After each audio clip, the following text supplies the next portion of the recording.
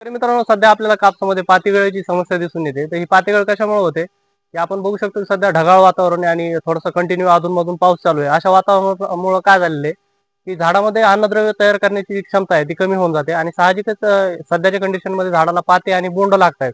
त्यामुळे ते झाडाला जास्त प्रमाणामध्ये अन्नाची गरज आहे आणि हे अन्नद्रव्य झाडाला कमी पडत असल्यामुळे तिथं झाडामध्ये आपल्याला पातेगळ झालेली दिसून येते. त्यासाठी आपल्याला काय करायचं आहे, की 05234 प्लस बोरॉन या अन्नद्रव्याची फवारणी आपल्याला तिथं कापसावरती घ्यायची आहे. किंवा याच्या व्यतिरिक्त आपण प्लॅनोफिक्स हे जे मार्केटमध्ये प्लॅनोफिक्स नावाने NAA घटक असलेला जो प्रोडक्ट आहे तो उपलब्ध आहे. त्याची फवारणी जर आपण 5 मिली प्रतिपंप याप्रमाणे जर घेतली तर ते देखील आपल्याला पातेगळीवरती म्हणजे नियंत्रण आणण्यासाठी मदत करू शकतं. अजून एक गोष्ट की काही वेळा काय होतं, कंटिन्यू पाऊस पडत असल्यामुळे झाडाचे जे पाते आहेत त्याच्यामध्ये पाणी साचून तिथं बुरशी लागते. त्यामुळे देखील पातेगळ होऊ शकते. त्यासाठी आपल्याला कार्बन डेझिम वगैरे घटक असलेले एखादं बुरशीनाशक तिथं वापरायचं. ह्या 2-3 जे घटक सांगितले या तिन्हीपैकी कोणत्याही एका घटकाची तुम्ही फवारणी घ्या.